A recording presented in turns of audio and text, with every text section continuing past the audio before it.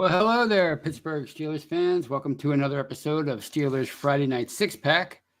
I am your host, as always, Tony Defio, and I thank you for joining me on this pretty decent Friday night weather-wise in Pittsburgh. It's in the 40s, which is pretty good for December 9th, which is the date that I am streaming this podcast, the Six Pack. And as I always say, I hope it's nice and decent and pleasant for December 9th or 10th or 11th, wherever you are and whenever you are listening to this podcast in Steeler Nation.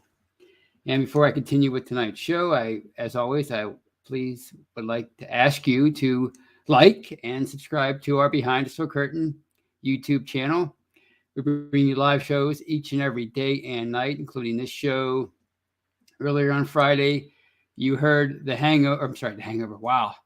The touchdown under with Matty Pepperall and Mark Davison, the blokes from Australia, bringing you great Steeler knowledge.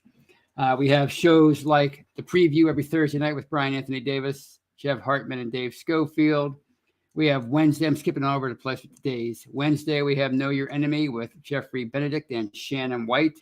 Tuesday, we have the Scobro Show with Dave Schofield and Rich Schofield. We have the State of the Steelers with Daniel J. We Run the North with Kevin Tate and his buddies. They discuss all things AFC North related. We have the Steelers post-game show, very popular post-game show with Brian, Jeff, and Dave after every Steelers game. So check all those shows out. You can check them out live on Facebook as well. And if you're watching me right on Facebook, you know that. And as I always say on Facebook or to Facebook, please be nice. I know you're Facebook and you can't help it, but just try for once to be nice. All right. And of course, you can catch all those live shows on any audio platform of your choosing after the fact. If you can't watch anything live, if you don't want to watch my face live, I get it.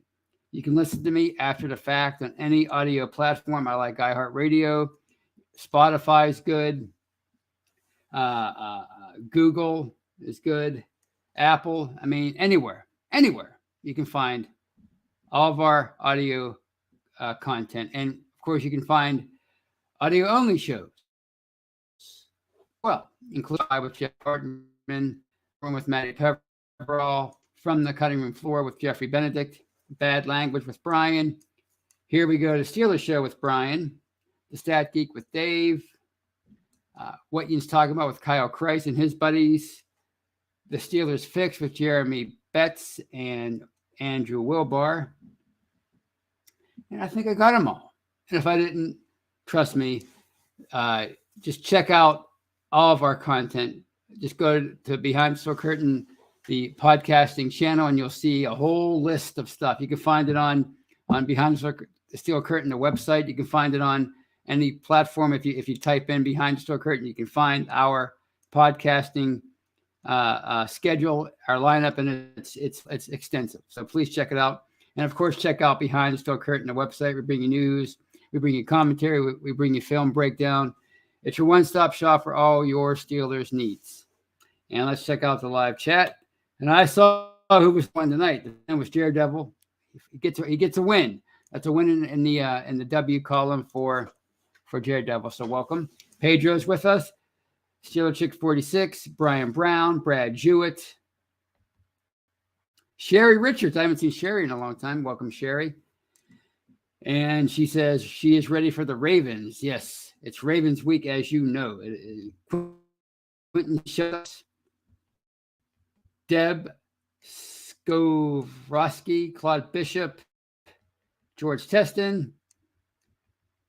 What a lineup we have tonight. Jennifer Fowler, I'm sorry. Or Jeannie Fowler. My bad. Jeannie Fowler. All right.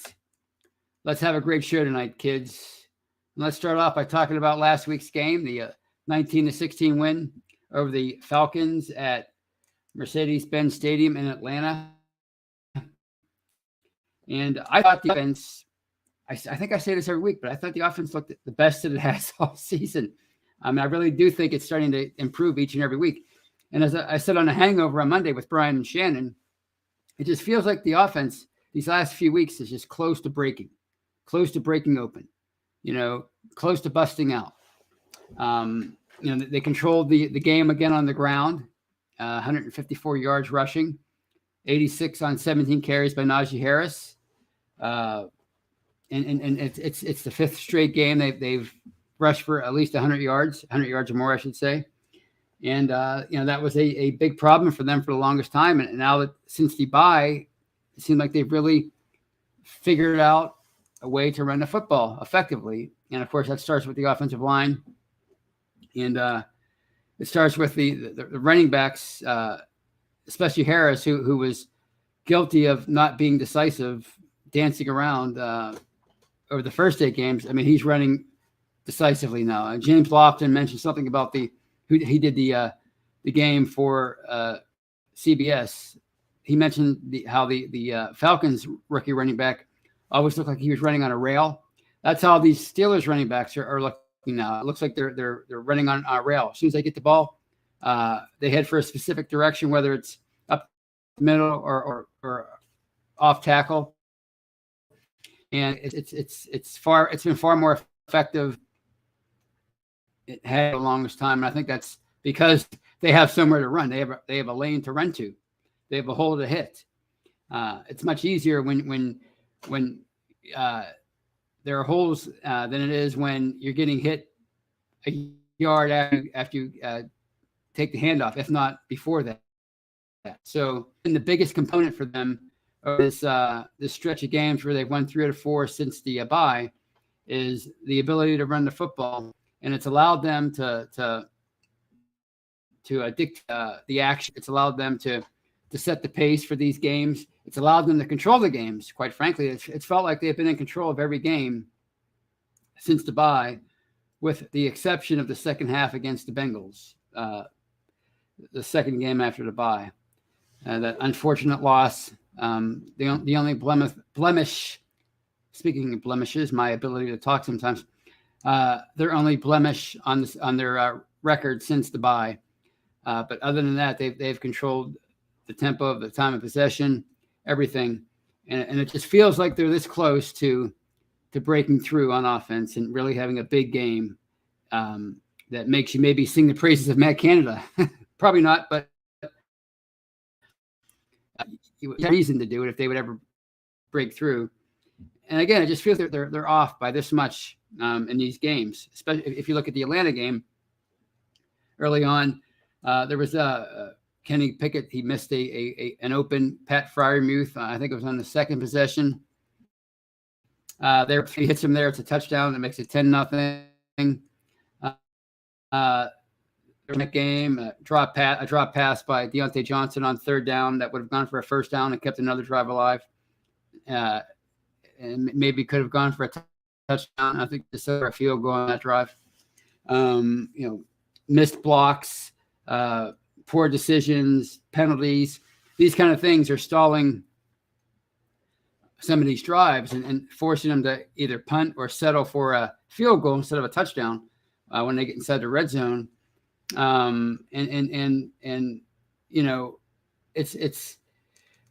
It's one of those deals. Like if you saw what led to their only touchdown of the game, a 17-yard strike from Pickett to rookie Connor Hayward, the tight end. It was a great story.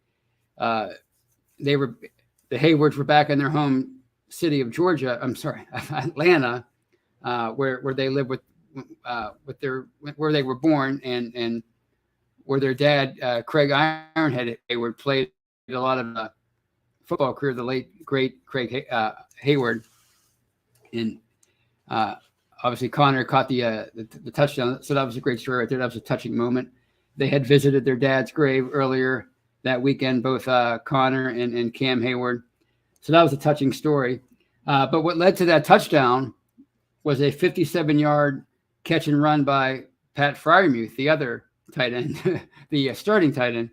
And that was the biggest play of the year for the offense, 57 yards. And that was because of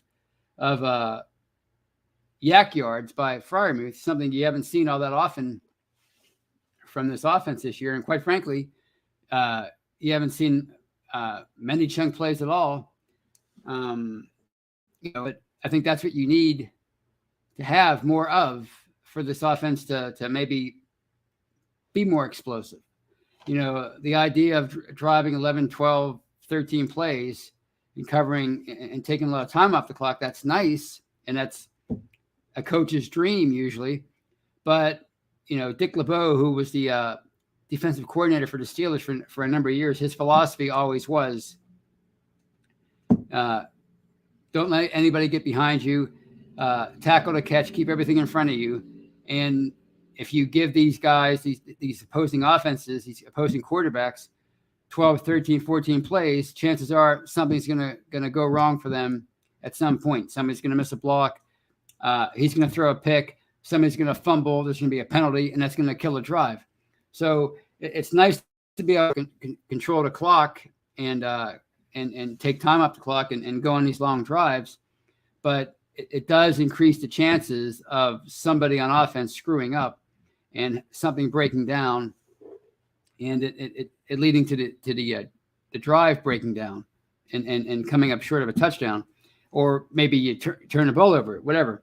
So I think moving forward, what I like to see from this offense, and I think every fan would like to see this, I mean, it's a no-brainer to say, is more big plays. I think the more big plays you get, the better chance you have of scoring a touchdown. So that's the one thing. And if you go back earlier in that game, or maybe it was later in that game, I get the plays mixed up, but Najee Harris looked like he had a chance at perhaps breaking a long run, maybe for a touchdown, who knows, taking it to the house, and he stumbled.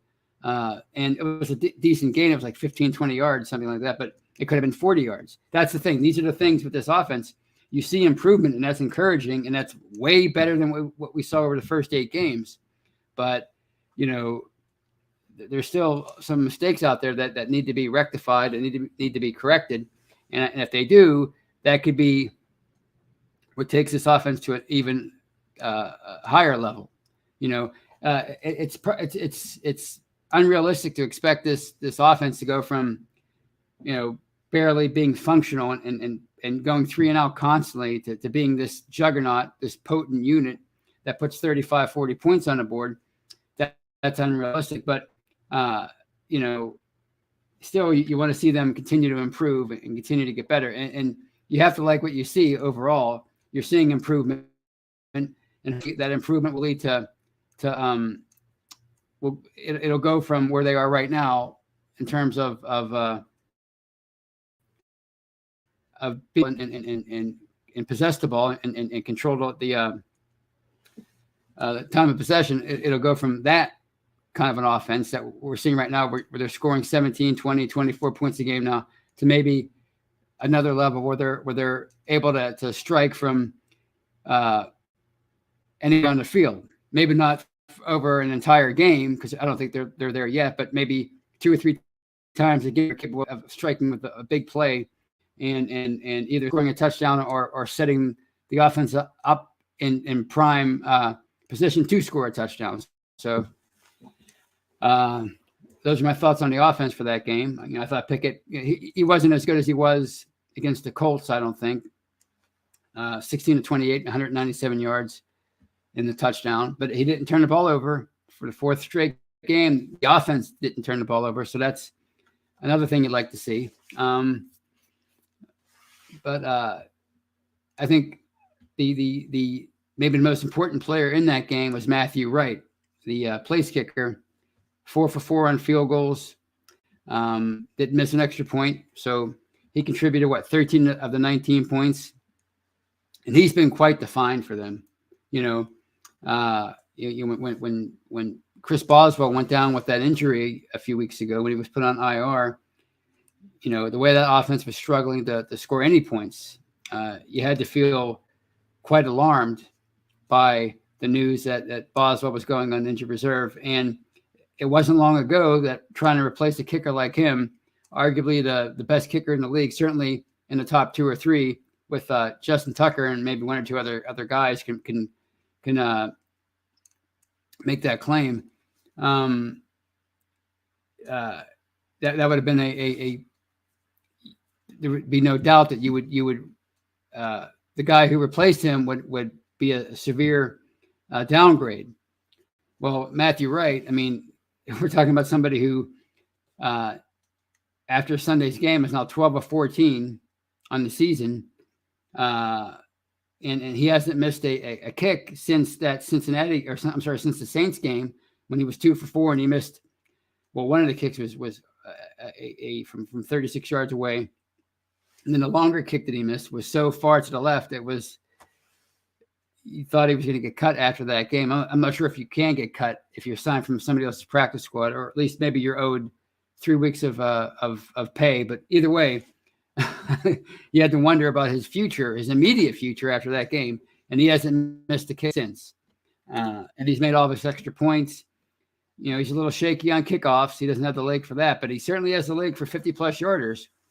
He's 6 of 8 for his career.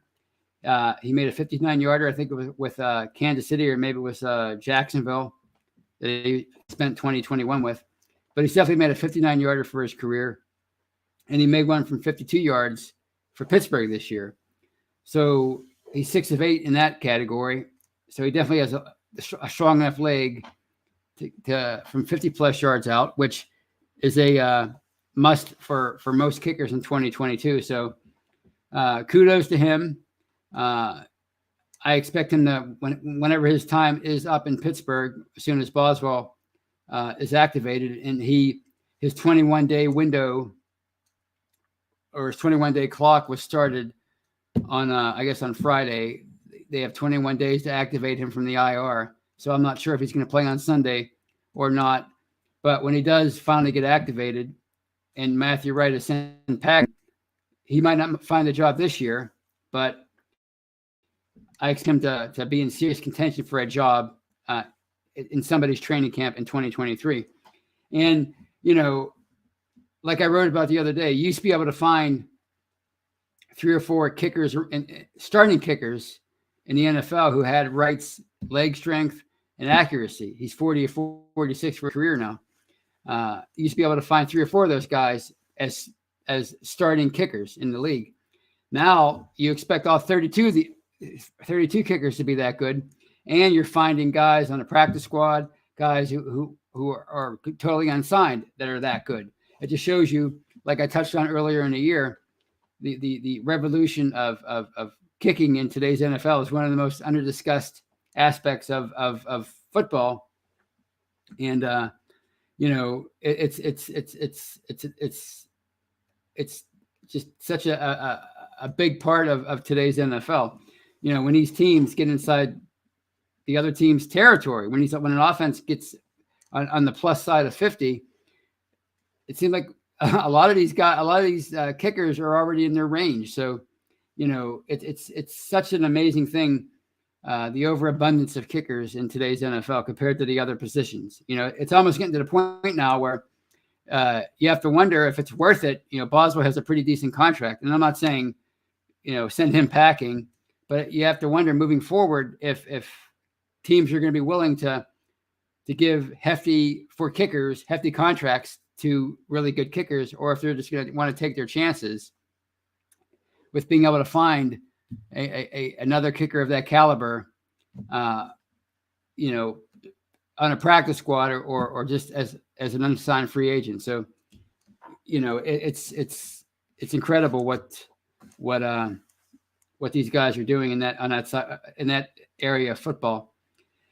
And speaking of special teams, I'd be remiss without mentioning the dear Presley Harbin III, the punter, and the punt he had at the end of that game that pinned the Falcons down at the 2. I mean, it was perfect. It was a thing of beauty. 38 yards. He hit it just right. It bounced up and went, instead of going towards the end zone, it went kind of up in the air and came back a little bit towards the field, and they downed it at the 2. And one play later, Minka Fitzpatrick picked off Marcus Mariota, and I mean he could have taken it into the end zone for a touchdown to put the game away. It would have been 26-16 with 40 seconds left, whatever it was, 35 seconds, and they called it a smart play, which it was, because all Pittsburgh had to do was kneel on the ball one time, and the game was over. Atlanta didn't have any timeouts left, but really, he could have taken it to the house, and it still would have effectively ended the game. I highly doubt the Falcons would have been able to put 2 drives together in 40 seconds. And if they even had a chance, they would have had to score and then recover the onside kick. So the odds were pretty long. But I thought it was funny when he was asked about that after the game. And don't get me wrong, it was a smart play. That was the top thing to do. Or that was the best thing to do there. It's just run out of bounds and give the ball back to the offense and let them kneel it out. But he said, I just didn't want to go back out there. When I asked him why you did that, he didn't feel like going back out there. And to me, that was the best answer. But I thought it was a great overall game for the defense. They did struggle in the second half a bit with defending the run. All in all, the Falcons had 146 yards on the ground. And as I mentioned last week, they came into the day 4th overall, and they had 4 legit targets, or 4 legit guys, 3 running backs and Mariota, who were contributing 300 plus yards each for 4 different guys. So they had a really effective and unorthodox running game, and Pittsburgh struggled in the second half to stop them. But to their credit, they only allowed the 1 touchdown, and they held the Falcons to a field goal late in the game when it looked like they were going to take the lead with about 5 minutes left. Cordero Patterson had a touchdown with about 5 minutes left, but it was called back for holding, and Pittsburgh forced a field goal eventually and to make it 19-16. And Pittsburgh ran the offense did a good job, I think, of running a lot of time off the clock. They picked up a big first down with less than 2 minutes to go, pick it to Deontay Johnson. And then, they couldn't pick up another first down after that, but they did run enough time off the clock, and they forced the Falcons to use all this.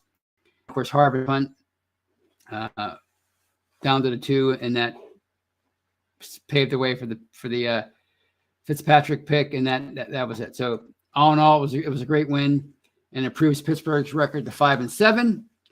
And we're going to talk about what that means after the break. So take some time to listen to a word from our sponsor, and I'll see you I'll see you back here in a minute or so on the 6-pack.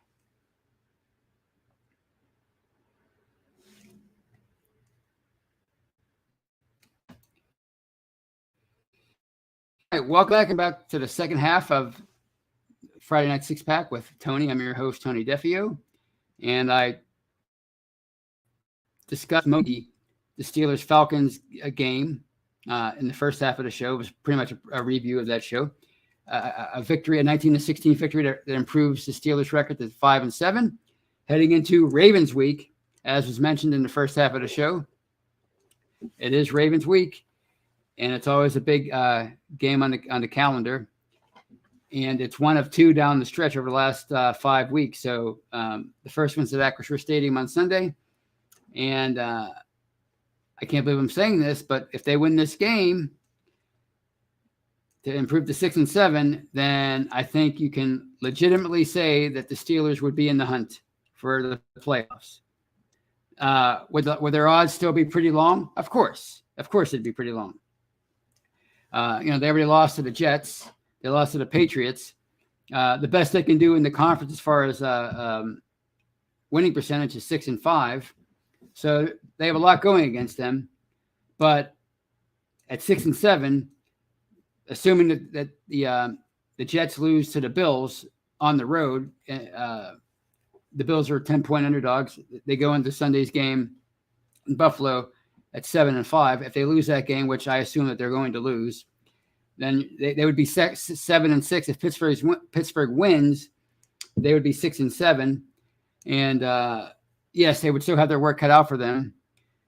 They would still have to overcome some stuff. But being a game out of the 7th seed, the Jets are currently the 7th seed going into the weekend in the playoff picture. Being a game out with a month to go, that's huge when you consider the fact that they were just 2-6 not long ago. So this is big. This game this weekend against the Ravens is huge. And if they can somehow pull it off, and in case you didn't hear the news, Lamar Jackson, who suffered a knee injury last week in the Ravens 10-9 win over the Broncos, he's doubtful for the game. He's probably not going to play. There's probably like a 99.9% chance he doesn't play in this game. And he's such a big part of what they of their identity on offense. They are the number 2 rushing offense in the NFL, and he is their leading rusher with 764 yards. They have a pretty good, trio of running backs. J.K. Dobbins, Gus Edwards. Too much talking. Duvernay, I think he's your leading rusher, 421. But none of those running backs come close to the production that Jackson gave them before the injury. So not having him in there is going to be big. And Tyler Huntley, who's a really good backup, he's going to start. He's expected to start against the Steelers on Sunday. And again, he's a good backup, and he's a pretty good athlete, but he's not anywhere near the runner that Jackson is. So that's going to take an element of their offense away in this game. And if Pittsburgh can find a way to make optional, if they can totally take the running game, I shouldn't say totally. It's going to be hard to totally take that running game away. But if they can make it far less effective than it normally is, then that's gonna really set the defense up for having a big day. Now, the Ravens don't have a whole lot going on as far as the passing game. Mark Andrews is their top receiver, the tight end. And from what I understand, he's pretty banged up. Their receivers aren't that dynamic. Rashad Bateman, the second-year receiver, he's pretty good, but he hasn't really been all that productive this year. There really isn't anybody that scares me as far as their receivers are concerned. So if they can shut down that running game, or at least make it far less effective, the defense could have a big game, and they can really make life miserable for Huntley, the backup quarterback. So that's what I expect Pittsburgh to try to neutralize the running game and build from there on defense. As far as the offense, it's probably going to be a tough day for Pickett and company. The Ravens have a really good defense. They by Marlon Humphrey, and Marcus Peters is obviously a really good cornerback. They have a fine pass rush. I believe they have 37 or 30 some sacks this year. I believe 30. I think it's 37 is the number. Calais Campbell has been productive this year. Justin Houston has 9 sacks. It feels like he's 105 years old, but he's only 33, and he has 9 sacks. So their pass rush is certainly formidable. Patrick Queen, the inside linebacker, he's a dynamic player. They have 20 takeaways on defense. So, that 4-game stretch of not turning the ball over, that's, it's going to face a serious test this week against the Ravens. So it might be a tough day for the offense.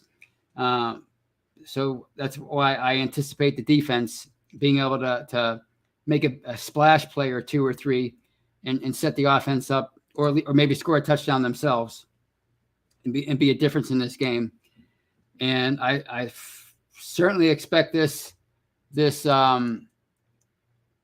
game to be your typical Steelers-Ravens game that goes right down to the wire, and that's settled by 3 points.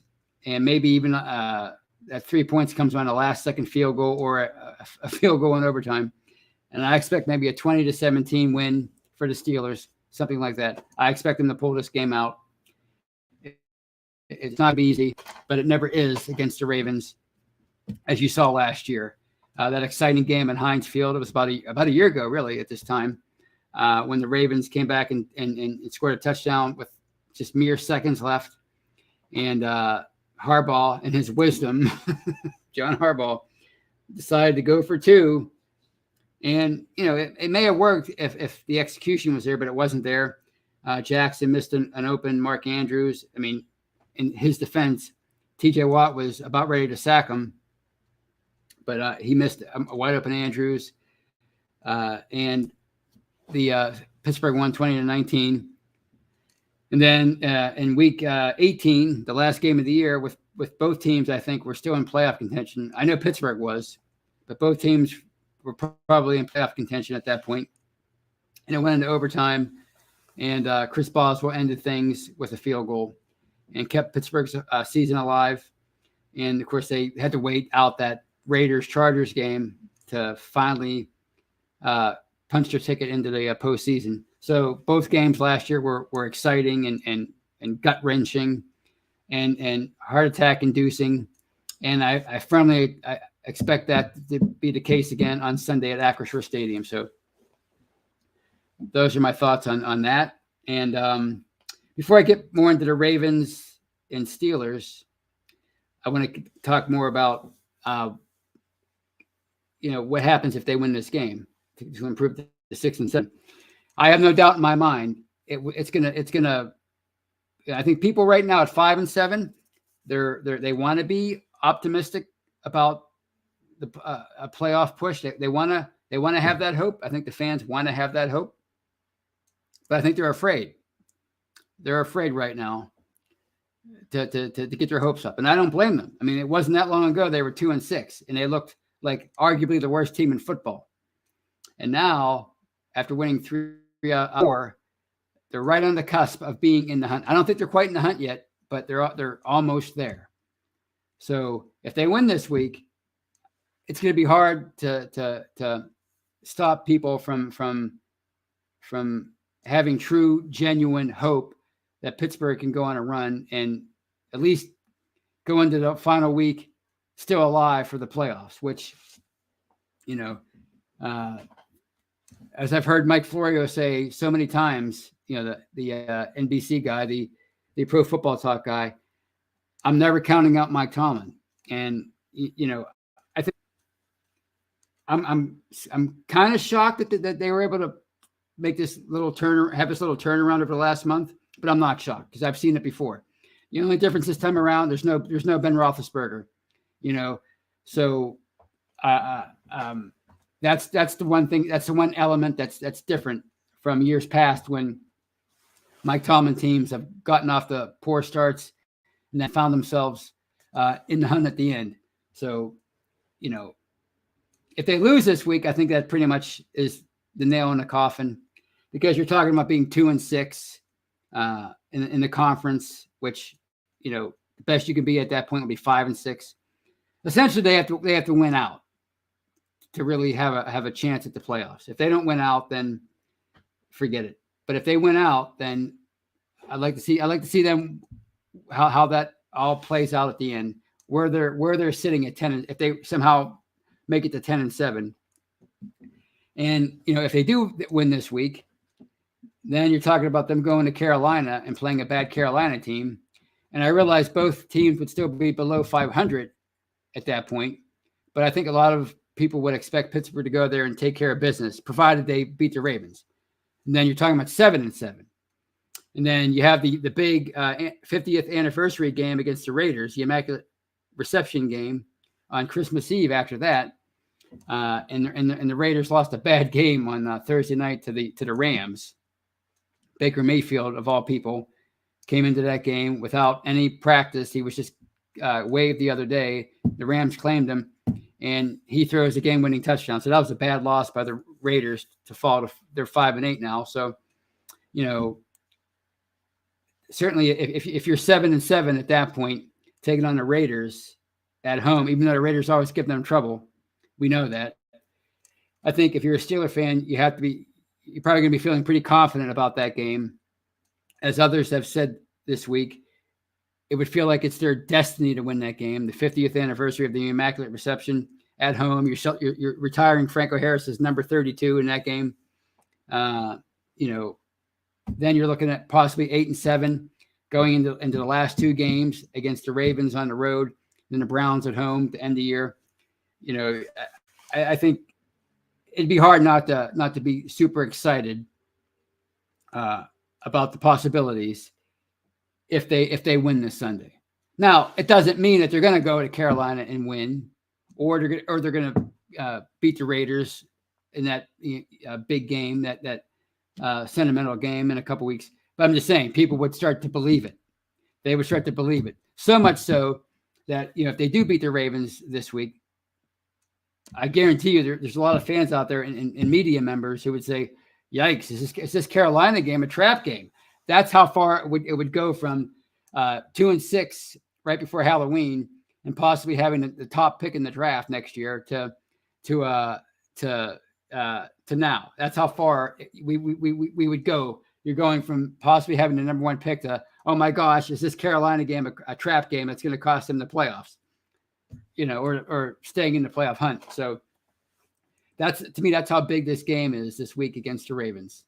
So I'm confident that they can pull this out. Sometimes life's all about, whether it's in sports or real life, it's about timing. It's about breaks and not having Lamar Jackson to deal, even though they do pretty well against him historically.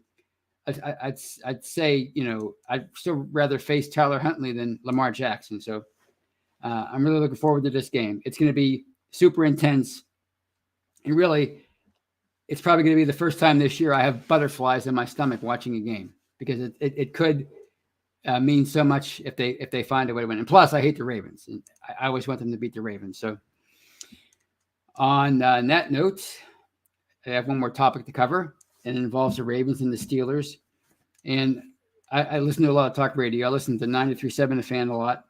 And the host on the afternoon show today on Friday, we're talking about the rivalry between the Steelers and the Ravens, and if it's lost its luster. And of course it has. It's not what it was 10, 12, 15 years ago. And, the hosts were citing, well, it's because the game's not as violent as it used to be. And this game used to be so violent. If you go back to the 2008 AFC Championship game, how hard hitting that was. Some people say it was the hardest, most violent game ever. Maybe certainly in a modern era anyway. And there's certainly an argument to be made for that. Just ask Willie McGinnis and is that Willie McGinnis? Willie McGahee, I'm sorry. Ron Clark and those guys. It was a hard hitting game. But I don't think it's as big as it used to be, because even though the games are still pretty close and exciting, and oftentimes one or both teams are in the playoff hunt, it's not as big as it used to be, this rivalry, because when it was at its apex, I'd say in the late 00s into very early 2010s, both teams were legitimately, not just playoff teams, they were legitimately good enough to win the Super Bowl. Good enough. If you go from 08 through 2011, these were legitimately two of the best franchises in the NFL. And to me, that's about as compelling a rivalry as you can get. When you have two teams from the same conference that are good enough to win the whole thing, and they have to go through each other to not just to win it, but just to get to the game, get to the Super Bowl. And one of those two teams is not even going to be in the Super Bowl. To me, that's fascinating and it's compelling. And if you think back over the years, Pittsburgh and the Raiders in the 70s, they were legit Super Bowl contenders, and they were playing in the same conference, and they had to go through each other every year. 5 straight years in the AFC Championship game. Like the 90s, you had the 49ers and the Cowboys. The 2000s, you had the Patriots and the Steelers.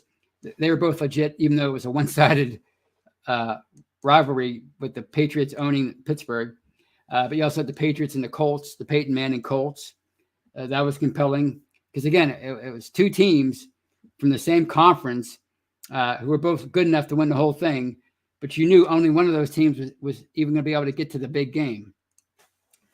And I think it's even more compelling when you have two teams like that from the same division, which that summed up Pittsburgh and Baltimore from 08 through 2011. They were obviously in the same division, but they were both legitimately good enough to win it all. And the winner of the division set themselves up for a legit chance of getting there, and the loser was really at a disadvantage once the postseason started, because you're talking about playing an extra game, playing all your games on the road. I mean, there was so much at stake when those two teams went at it. And you think back to the 70s again. Pittsburgh and Houston, same division, AFC Central, and the Oilers were damn good, so good in fact they made it to the AFC Championship game 2 years in a row. But they had to do that out of the wild card round because Pittsburgh reigned supreme in the division. They kept winning the division every year, and Houston could not overcome that. They couldn't knock that door down, to quote Bum Phillips. And 2 years in a row, the Oilers just ran out of time at Three River Stadium. So that was epic. If you go back to Pittsburgh and Baltimore, 2008, they played each other in the playoffs.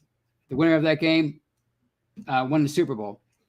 2010, they played each other in the playoffs. The winner of that game went to the Super Bowl. 2011, both teams finished 12-4, but the Ravens swept Pittsburgh in the regular season. They won the division. They got the number 2 seed in the bye, and Pittsburgh was relegated to the 5th seed and having to play all its games on the road. And of course, they got Tim Tebow out of the playoffs. And the Ravens, by right, should have went to the Super Bowl that year, if not for Lee Evans dropping a pass in the AFC Championship game, and then their kicker missing a chip shot field goal that would have sent it into overtime. So that's why that rivalry was so big. Not just because they were great games and they were close games every time they played, but there was so much at stake. And that's what's missing nowadays. The games are still as exciting and close, but really neither one of these teams have been legit Super Bowl contenders for a decade. The Ravens have made the playoffs 4 times, Super Bowl in 2012, and won 2 playoff games. Pittsburgh's made the playoffs, 7 times since they went to the Super Bowl. And as you know, they've won 3 playoff games. So that's really the difference between now and then. They're still heated rivals. They're still playing great games, but there's just not nearly as much at stake.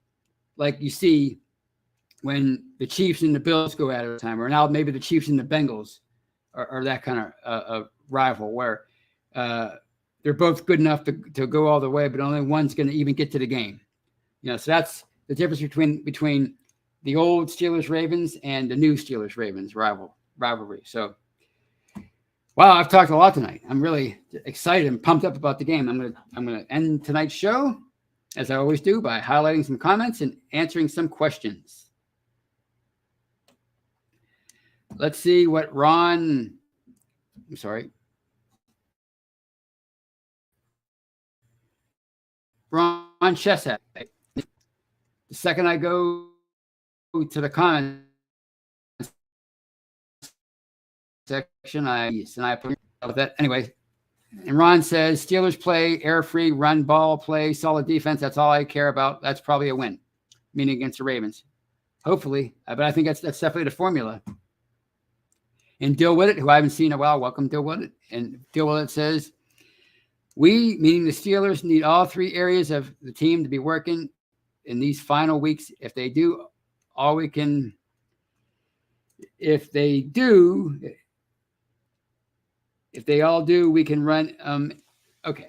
I can't make that up, but I get what you're saying. Ron Chess says, Tony, my fellow Pittsburgher. Yep. I hope I don't know where you live, Ron, but I still live in Pittsburgh. Hopefully you're close by. And let's see, what else we have here. This one from Brian Brown, who says there's always a possibility that Harbaugh doing something over aggressive and dumb. That's true. For some reason, he gets credit for that. For some reason, when Harbaugh plays riverboat gambler and it doesn't go well, they spend the whole year talking about how great I like that call. It didn't work, but I like it.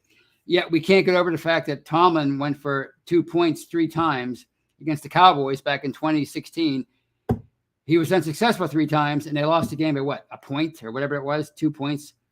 And people cite that all the time. That was stupid. But that Harbaugh does it last year, cost him the playoffs ultimately, and people can't stop praising him. I don't get it. This whole thing with Harbaugh being such a much better coach than Tomlin when the evidence just isn't there. I don't get it, other than people think the grass is always greener with John Harbaugh as opposed to Mike. I don't know. I don't get it. It drives me crazy. All right. This is from Brad Jewett, who says, this is the let's see who Kenny is kind of game. That's a good point there, Brad. I mean, Kenny hasn't had that breakout moment yet. He's had some good moments. He's had some good games, but he hasn't had that it game yet. That's one thing that's missing from his resume right now, is that it game or that it moment where you go, wow, I see this guy as the future of the franchise. We haven't seen that yet. We've seen glimpses where that suggests that he could be a very good quarterback, but we haven't seen that superstar thing yet from him yet. Maybe we'll see that this Sunday against the Ravens. Wouldn't that be sweet? Another one from Ron Chess. And he said, Tony, this game is a big challenge for the O-line.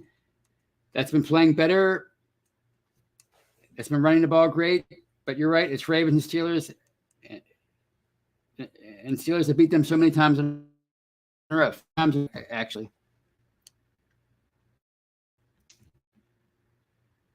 Mark Malone says, I'm tired of all these games going into the last minute. Yeah, well, it's not for the faint of heart, that's for sure.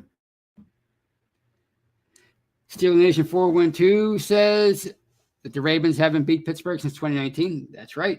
Since 2019. That's the last time that's happened. I believe RG3 was the quarterback back then, and Doug Hodges was the quarterback for Pittsburgh. Dill Winnett says 23-16 Steelers. I'll take that. Actually, that'd be almost like a blowout for these two teams.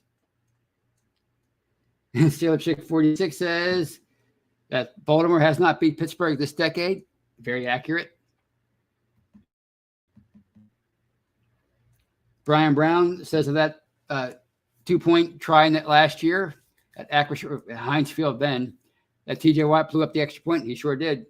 And speaking of TJ Watt, I mentioned earlier in the show, he's questionable for Sunday's game with that rib injury. But according to people like, TJ Watt himself and Mark Caboli, who's an insider for The Athletic, he's expected to play. So we'll see. But last I read, they were going to see how he feels on Sunday, which, yikes, game time decision. Good thing edge rushers aren't on your fantasy team, right? And this one from Steeler Chick 46. Thank you, Baker, for beating the Raiders. I think it's safe now, totally safe to cheer for Baker Mayfield. He's with the Rams. He just beat the Raiders. He's in a different conference. I think we can cheer for Baker now, right? Why not? Dill Winnett says Steelers finish at least 9-8, if not 10-7, which I think they need for a playoff spot to run the table. Yeah, I think that's what it's going to take, because again, they have so many tiebreakers going against them right now, specifically the conference. And you got the Jets at 7-5. They could find a way to win 2 of their last 5, even though they have a tough schedule, starting this week with the Bills. You have the Chargers and the Patriots at 6-6. So, their best bet would be to run the table if they want to make it in. Because, obviously the Jets have the advantage, have the tiebreaker over Pittsburgh because they beat them in week 4.